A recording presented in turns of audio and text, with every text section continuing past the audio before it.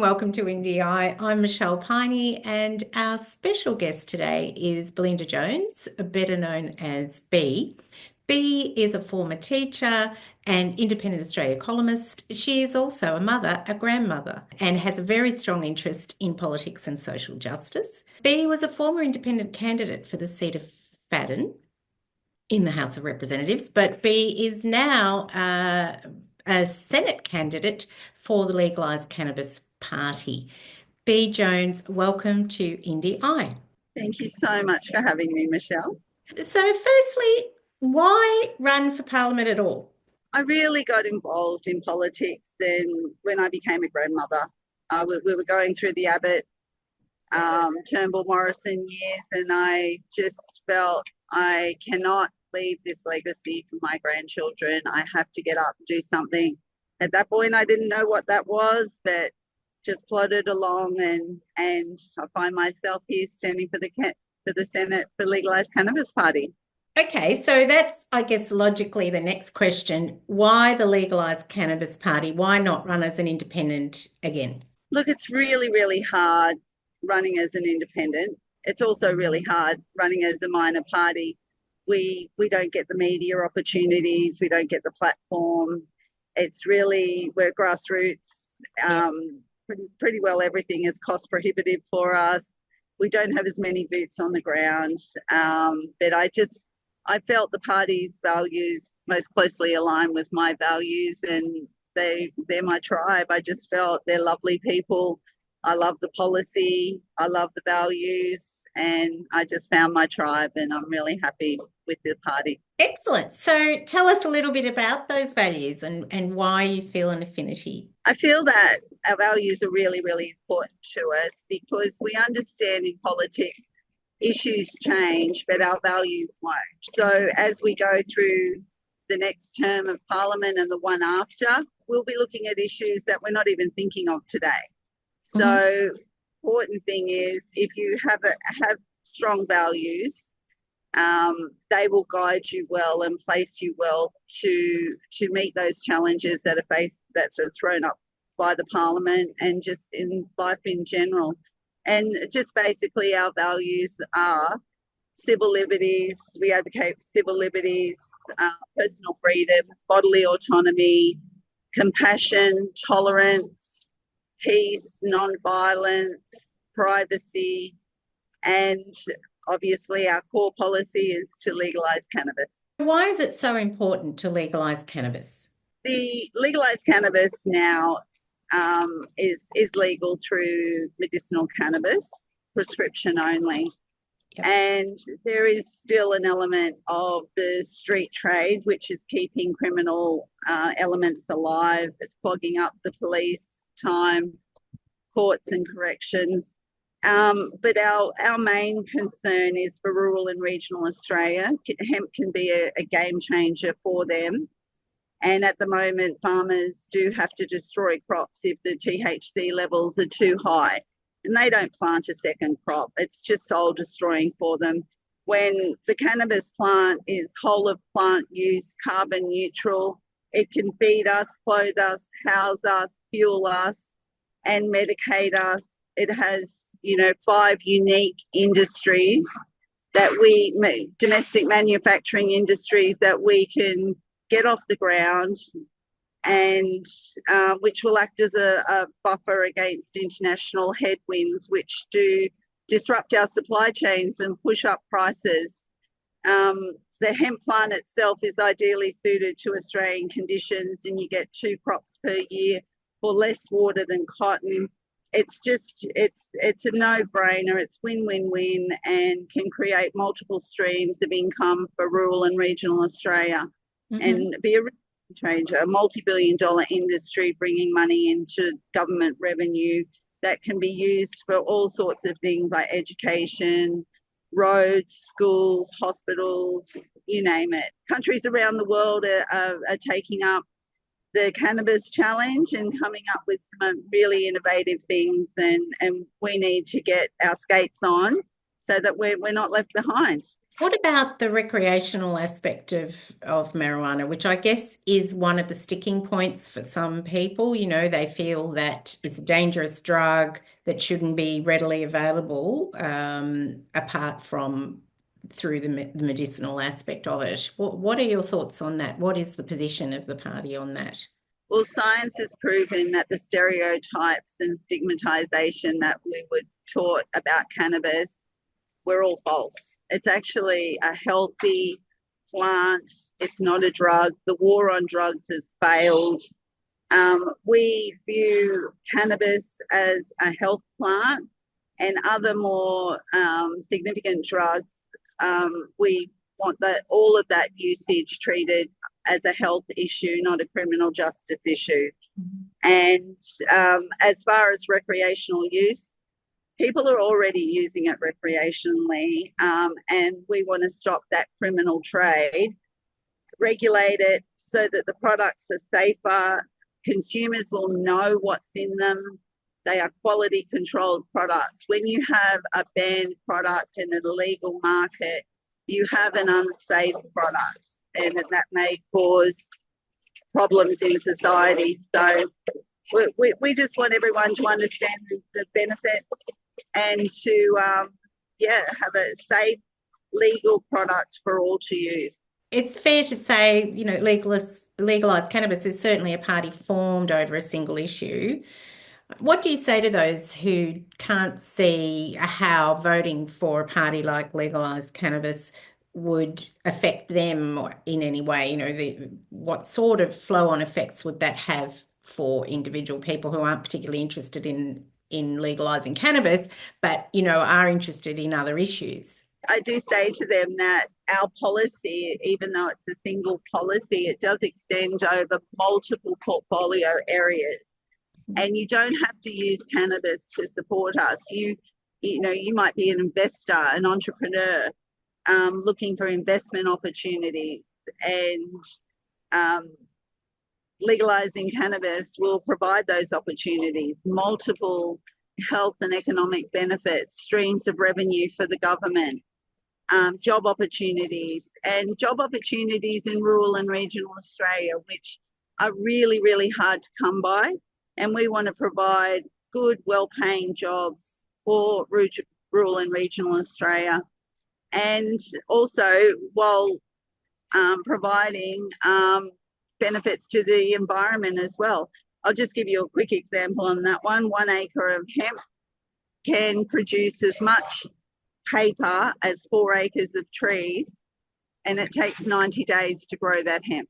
Right. So just that one, we could save our old growth forests through hemp plantations. So there are lots of economic benefits for all Australians, and especially through revenue and rural and regional Australia businesses. For example, if, as a Senate candidate, of course, you would be required to vote on a whole range of issues, apart from this issue of cannabis itself. So how does the party sit on other major election issues? The easiest way to describe the Legalise Cannabis Party is we are a centrist party, and every issue that comes before the Parliament, we will refer back to our values, and our consolidated position will always fall within the parameters of those values. So, say for example, if the Parliament was to decide on sending peacekeeping forces to Ukraine, we would vote in favour of that because peace is one of our key values, advocating for peace. Mm-hmm. If, say, for example, they wanted to vote to go to war on a particular country, we probably would not support that because we advocate for peace. So we will draw our position always from our values, and that's what I said initially. Issues will change, but our values won't. Are there any other major positions that you hold already on some of the hot issues in this particular election? I think we do need to, because this election is one of the most difficult to call. We've got the young outnumbering the old. We've got the majors seriously on the nose. We've got a lot more really good candidates right across the board, right across Australia. And just my feeling from working on pre-poll now for the past week is people want change. Mm-hmm. So how that manifests itself on the 3rd of May is yet to be seen. But I do know that if I do get in and I'm lucky enough to be elected to the Senate, I'm confident I can do a good job and work with the people in the Senate that the Australian people have selected to be their parliament. I think it's up to us to make that mix of people work and work effectively. And a key thing is we are really about respectful dialogue, debate and collaboration. We don't want to be obstructing bills through the House. We want to keep the wheels of government turning as much as possible. And we understand that, we might negotiate to get different positions or amendments on bills, and we might not always get our way, but we'll be advocating strongly and moving forward. I like the analogy of a footy game. Even if we just move the ball forward a couple of foot each time, at least eventually we'll get there and we'll score a try. So yeah, we're patient, we're determined, and we understand that there's a lot of people who don't understand what we're about. So the first things we'll be really looking at doing is raising awareness and perhaps instigating a Senate inquiry into the health and economic benefits of legalising cannabis, so that the Parliament and the people can understand what we already do understand. It's such a marvellous product. What's your feeling about how this election's going? Do you think that the Labor government will be reinstated? Do you think that it might be a hung parliament? Initially, I would have said we were heading towards a minority government, Labor minority government. I really don't believe the Liberal National Coalition has a strong enough policy platform to win 19, 20 seats, whatever it is they need to form government. But I think the performance of Mr. Dutton, the backflips, the mistakes, the candidates that have fallen over and the reasons they've fallen over, it's a bit of a mess, really. I haven't seen a coalition campaign this dysfunctional for many, many years or ever, really. I do think the coalition will lose seats, and because of their performance, they have probably handed the Albanese government majority government, which is a bit of a shame, because if we do go to a minority government, we've got a nice big fat crossbench, then that makes for a healthier parliament, a more diverse parliament. So if I was to hold out and hope, I would be saying I'm hoping for a minority government with a big fat crossbench to hold both the majors to account, because that's what's missing in our parliament. I think a lot of people would agree with you there. And certainly, looking at past elections, one of the most effective governments, if you like, whether you agree with their policies or not, in terms of the amount of bills passed and the amount of work actually done on behalf of the electorate, was the Gillard government, which was a minority government, in terms of just sheer, policy and bills actually being passed. So I think that is a good indication that is something that can work. A lot of people see it as perhaps in an insecure position. I think that's a narrative fueled by the media and both the major parties. Agreed. Yeah.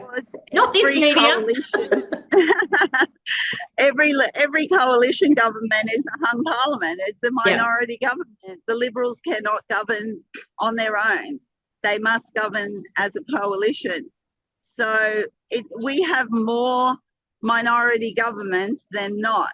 So it's just real media beat up to say it's going to be a horrible thing. A hung parliament is actually a very good thing.